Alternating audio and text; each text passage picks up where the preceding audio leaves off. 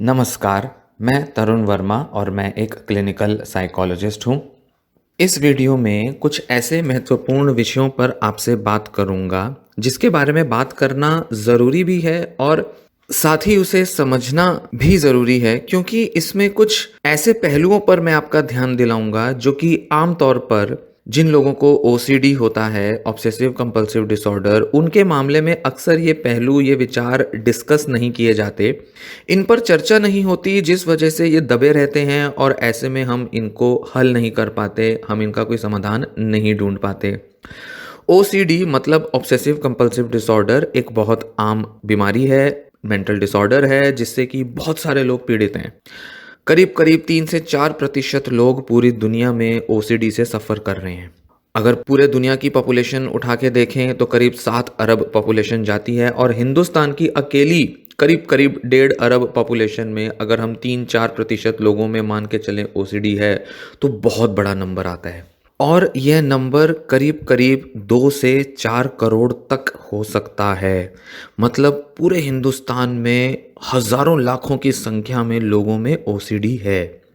हालांकि हर किसी का ओसीडी एक जैसा नहीं होता, किसी का बहुत सीवियर होता है, किसी का बहुत माइल्ड होता है, किसी का ओसीडी आकर कुछ महीने सालों में चला जाता है, तो किसी किसी का ओसीडी जिंदगी भर बना रहता है। किसी का ओसीडी बचपन में ही डेवलप हो जाता है, तो किसी का थोड़ा लेटर एज में डेवलप होता है। और सभी लोगों का ओसीडी अलग अलग स्तर पर उनकी लाइफ को इफेक्ट करता है। किसी किसी की लाइफ बहुत ज़्यादा प्रभावित होती है, कह सकते हैं कि वो अपने रोज़मर्रा के काम, रोज़मर्रा के रिलेशनशिप्स और न जाने जो भी दिन भर की गतिविधियां होती हैं, उन सबको करने में करीब करीब असमर्थ हो जाते हैं। तो वहीं कुछ ऐसे हाई फंक्शनिंग लोग भी हैं जिनको ओसीडी है, चाहे माइल्ड हो, मॉडरेट हो या सीवियर हो, पर फिर भी वो अपना रोज़मर्रा के काम आराम से कर लेते हैं, थोड़ी बहुत कठिनाई से भी निपटा लेते हैं, और ओसीडी बहुत ज़्यादा उनकी लाइफ में बाधा नहीं देता। तो हर तरह के लोग हमें देखने में मिलते हैं। इस वीडियो में मैं 5 ऐसे केसेस ओसीडी के बारे में आपसे डिस्कस करूंगा और उनके कुछ इश्यूज के बारे में इस वीडियो में प्रकाश डालूंगा। 5 ओसीडी के जो केसेस हैं वो पांचों महिलाएं हैं, और जिस पहलू पर मैं ध्यान दिलाना चाहता हूं वो है कि शादीशुदा जिंदगी का क्या प्रभाव पड़ता है महिलाओं के ओसीडी पर। किस तरह से हस्बैंड्स के बिहेवियर, पर्सनैलिटीज़ और उनके एटीट्यूड्स और रिश्तों में आने वाली परेशानियां कैसे महिलाओं के ओसीडी पर असर डालती हैं, और कैसे उनका ओसीडी सीवियर हो सकता है या हो जाता है। 5 केसेस की मदद से आपको जानने को मिलेगा कि कैसे अलग अलग तरह की महिलाएं कुछ कॉमन इश्यूज से, कुछ सामान्य से दिखने वाले इशू से डील करती हैं, पर जो बाहर से देखने पर हर रिश्ते के आने वाले उतार चढ़ाव की तरह देखे जा सकते हैं, पर एक्चुअल में उनका ओसीडी पर गहरा प्रभाव पड़ता है। जो हस्बैंड वाइफ के बीच के जो सामान्य से दिखने वाले इश्यूज हैं, वो काफ़ी गहरे में ओसीडी पर असर डाल सकते हैं, जिससे ना ही सिर्फ ओसीडी से डील करना महिला के लिए डिफ़िकल्ट हो जाता है, उससे बाहर आना भी करीब करीब नामुमकिन सा हो जाता है। तो मैरिज में होने वाली ऐसी किस तरह की कुछ समस्याएं हैं, इन पर मैं प्रकाश डालूंगा। और फिर इन केसेस को डिस्कस करने के बाद कुछ इश्यूज हैं जिनके बारे में डिस्कस करूंगा, जिनको ध्यान में रखना ज़रूरी है, और उन्हें कैसे सुलझाया जा सकता है इस बारे में भी चर्चा करूंगा। तो वीडियो थोड़ी लंबी होगी, इसलिए पेशेंस के साथ, धैर्य के साथ सुने, और वीडियो से जानकारी लेकर जो भी आप समझते हैं, जो भी आपको क्लैरिटी मिलती है, उसके हिसाब से अपने डिसीजंस लें। तो आइए शुरू करते हैं इन केसेस को। तो पहला केस है इंदिरा का, जो 39 साल की हैं, और जब वो प्रेग्नेंट थी तो उन्होंने बहुत ज़्यादा घर पे क्लीनिंग, वॉशिंग शुरू कर दी, सफाई करना ज़्यादा उन्होंने शुरू कर दिया। और जब उनका ट्रीटमेंट शुरू होता है, मतलब जब वो डॉक्टर को दिखाती हैं, उससे करीब 4 साल पहले ही उनका ओसीडी शुरू हुआ था, जब वो गर्भवती थी। बच्चा होने के 2 साल बाद उनकी सास की मृत्यु हो जाती है, और उसके बाद उनके सिम्टम्स और भी ज़्यादा बढ़ जाते हैं। उनकी सास जो थी वो उनके साथ एक ही घर में रहती थी। अपनी सास की मृत्यु के बाद 6 महीने गुजरने के बाद उनकी जो कंडीशन थी, मतलब उनका जो वॉशिंग, क्लीनिंग, साफ सफाई करना, वो बहुत ज़्यादा बढ़ चुका था, इस हद तक कि वो रोज़ पूरा घर साफ करती थी। अपने बच्चों को, जो कि उनके 2 बच्चे थे, उनको बार बार नहलाती थी, पूरा घर साफ करती थी, खुद को भी रगड़ रगड़ के साफ करती थी, और तभी उनको चैन मिलता था जब वो ये सब कर लिया करती थी। हालांकि इन पेशेंट ने जब मुझे कंसल्ट किया तब तक तो 4 साल हो चुके थे इनके ओसीडी को, पर बीच में करीब 2 साल तक ऑन एंड ऑफ करके इन्होंने थोड़ा थोड़ा ट्रीटमेंट लिया ओसीडी के लिए, जिसमें इन्होंने दवाइयाँ भी ली, सीबीटी भी ली, मतलब ईआरपी उसको भी लिया, और कई तरह के दूसरे ट्रीटमेंट्स इन्होंने लिए। कई सारे डॉक्टर्स को भी कंसल्ट किया, और ऐसा देखने में आता था कि जब जब उनके थेरेपी चलती थी तो कुछ टाइम तो वो बड़ा इम्प्रूव कर लेती थी, पर जैसे ही वो थेरेपी छोड़ती थी किसी वजह से तो उनके सिम्टम्स फिर से वर्स हो जाया करते थे। इंदिरा के जो हस्बैंड हैं वो भावनात्मक रूप से बड़े ही ठंडे स्वभाव के थे, थोड़े रिजिड थे और काफ़ी अथॉरिटेरियन थे, मतलब काफ़ी डोमिनेटिंग थे, और वो चाहते थे कि उनकी वाइफ और उनके बच्चे उनकी बात माने और कभी भी उनके आदेशों को नकारे ना, उनकी अवमानना ना करें। बिना कोई सवाल पूछे उनके बच्चे उनकी बात मान लें। इनके हस्बैंड के जो फादर थे, मतलब इंदिरा के ससुर, उनकी मृत्यु कई साल पहले हो चुकी थी जब इनके हस्बैंड छोटे बच्चे थे, और इनकी देखभाल इनकी मदर ने ही की थी, जिन्होंने दोबारा शादी नहीं की। इंदिरा के हस्बैंड की मदर की जब मौत हुई तो ऐसा देखने में आया कि इनको बहुत ज़्यादा दुख शायद नहीं हुआ, या इन्होंने ऐसा कुछ शो नहीं किया, जबकि वो उनके बहुत क्लोज थे, पर फिर भी उन्होंने बहुत दुख नहीं जताया। ऐसा लगता था जैसे कि उन्होंने अपनी इमोशंस को दबा लिया हो। इंदिरा के सिम्टम्स को लेकर उनकी जो अप्रोच थी वो काफ़ी कंट्रोलिंग थी और गुस्से से भरी थी। वो उनको उनके रिचुअल्स के लिए, जो भी उनके कंपल्शंस होते थे उसके लिए उनको क्रिटिसाइज करते थे, और कई बार तो उनसे ज़बरदस्ती करके उनको कंपल्शंस करने ही नहीं दिया करते थे, उनको बिस्तर से उठने ही नहीं देते थे, बावजूद इसके कि उनका बार बार मन कर रहा हो धोने का, कपड़े धोने हैं या जो भी फर्नीचर जो भी धोना है, जिसको वो कभी कभी तो बहुत ज़्यादा रेजिस्ट करती थी, पर कभी कभी जिद करके वो उन्हें कंपल्शंस को परफॉर्म कर देती थी। करीब 2 साल से इनके बीच कोई सेक्सुअल रिलेशंस भी नहीं थी, और इनके हस्बैंड ने ऐसा बोला कि क्योंकि वो अपनी बीवी के प्रति बहुत लॉयल हैं इसलिए वो इन्हें छोड़कर दूसरी मैरिज नहीं करते। जब इनकी थेरेपी शुरू की गई तो इंदिरा ने खुद को ब्लेम किया अपने सिम्टम्स के लिए, और ऐसा कहा कि उनके हस्बैंड का जो बिहेवियर है उनके प्रति वो तो जस्टिफाइड है, जायज़ है। उन्होंने कहा कि उनके हस्बैंड तो बिल्कुल परफेक्ट आदमी है, बिल्कुल ऐसा ही पति मिलना चाहिए सबको।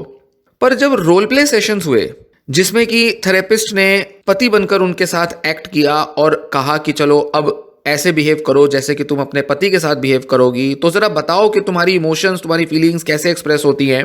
तो उन्होंने इतना ज़्यादा गुस्सा किया, चीख पड़ी, चिल्ला पड़ी थेरेपिस्ट पर, क्योंकि थेरेपिस्ट ने जब पति की भूमिका में उनको उनके कंपल्शंस करने से रोका, वॉश बेसन पर हाथ धोने से या जो भी चीज़ें साफ करनी है उससे रोका, तो वो बहुत गुस्से से भर गई। और ऐसा देखने में आया कि पहली बार उन्होंने इस चीज़ को स्वीकारा कि उनके अंदर उनके पति को लेकर बहुत ज़्यादा गुस्सा है, खासकर कि अपने पति के रवैये को लेकर उनमें बहुत गुस्सा है, जो कि वो उनके सिम्टम्स मतलब ऑब्सेशंस और कंपल्शंस को लेकर दिखाते हैं। काफ़ी ज़्यादा इंटरव्यू करने पर, जांच पड़ताल करने पर ऐसा पता चला कि इंदिरा और उनके हस्बैंड के बीच का जो रिलेशनशिप है और जिस तरह से उनके हस्बैंड इंदिरा के सिम्टम्स पर रिएक्ट करते हैं, इसका बहुत सीधे तौर पर प्रभाव पड़ता है उनके कंपल्शंस पर, उनकी हैंड वॉशिंग पर। तो ऐसा देखने के बाद इनकी मैरिटल थेरेपी शुरू कर दी गई, क्योंकि सीधे तौर पर इनके आपसी मनमुटाव का जो प्रभाव था वो इंदिरा के ओसीडी पर पड़ रहा था। पर जैसा कि आम तौर पर होता है, जो भी अटेम्प्ट लिए गए कि किसी तरह से इनकी मैरिज की रिलेशन में सुधार आए, किसी तरह से इनका आपस में रवैया बदले, ये सारे अटेम्प्ट्स फेल हो गए। क्यों? क्योंकि इंदिरा के जो हस्बैंड थे वो बिल्कुल भी विलिंग नहीं थे अपने बर्ताव, अपने रवैये को बदलने के लिए, और वो किसी भी तरह से इस बात के लिए तैयार नहीं हुए कि उनको इंदिरा के प्रति अपना बर्ताव बदलना चाहिए।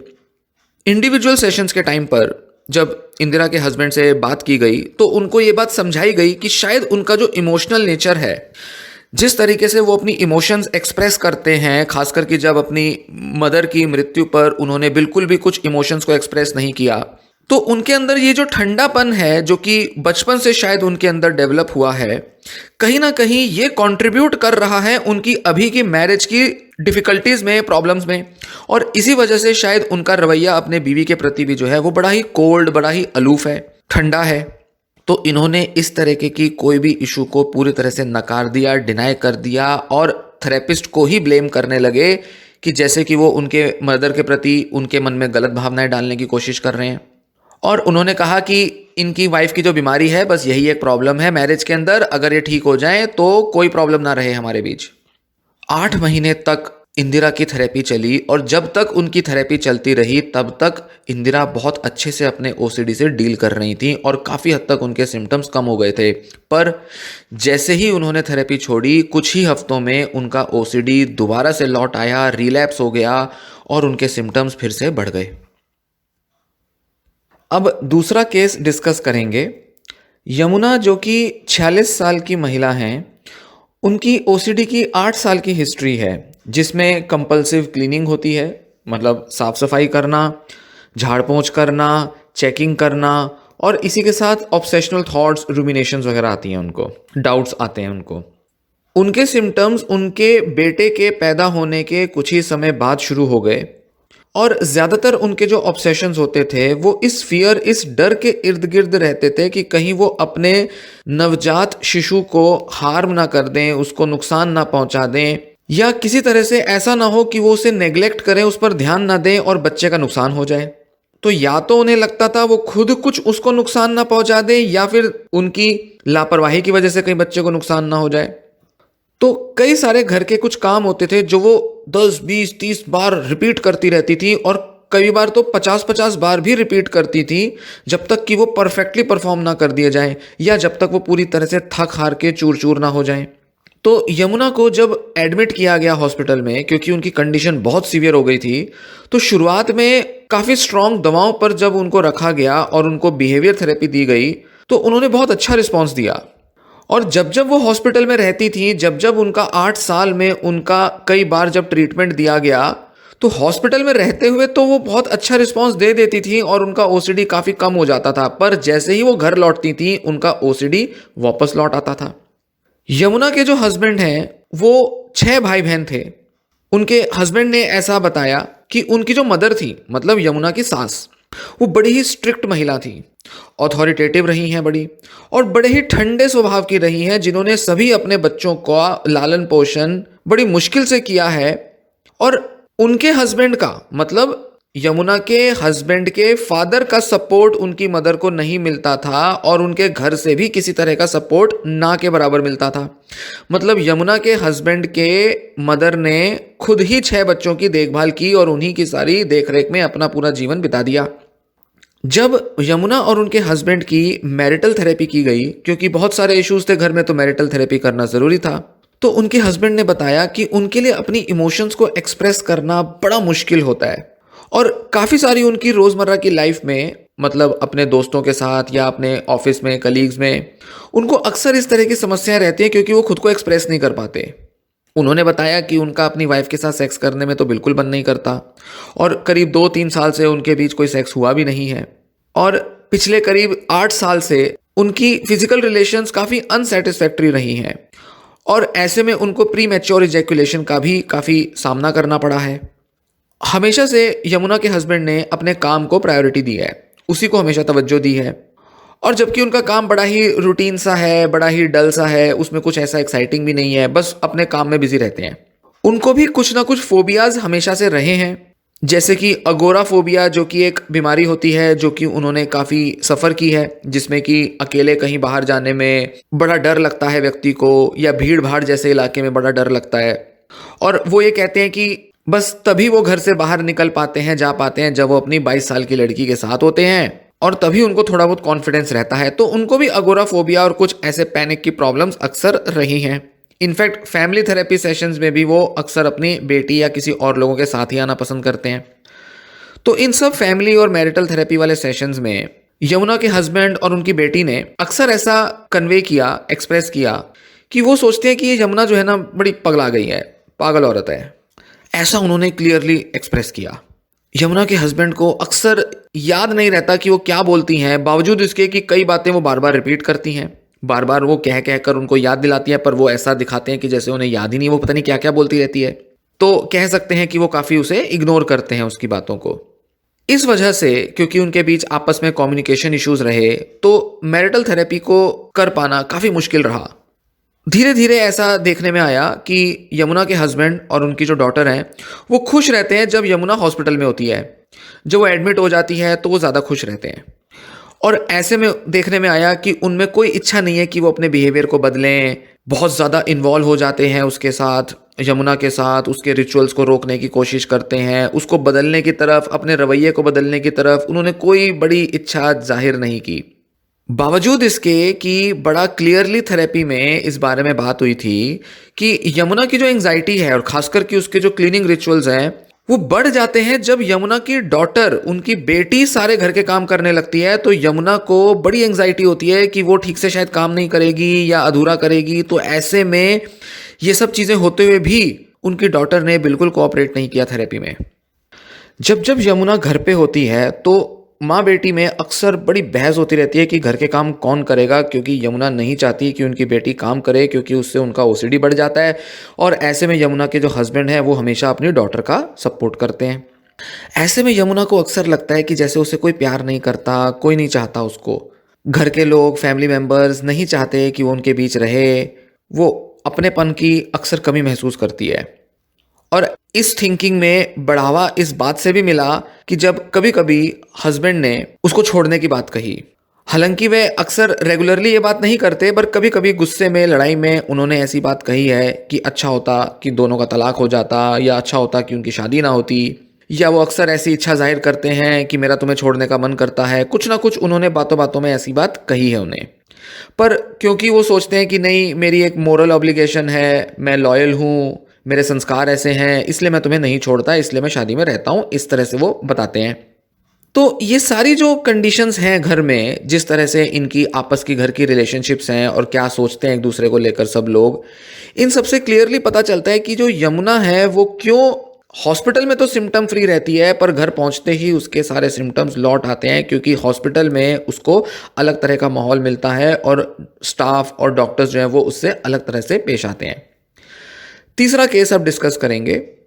लक्ष्मी, जिसकी की उम्र 33 साल है, उसको ओसीडी के सिम्टम्स डेवलप हुए जब वो 19 साल की थी।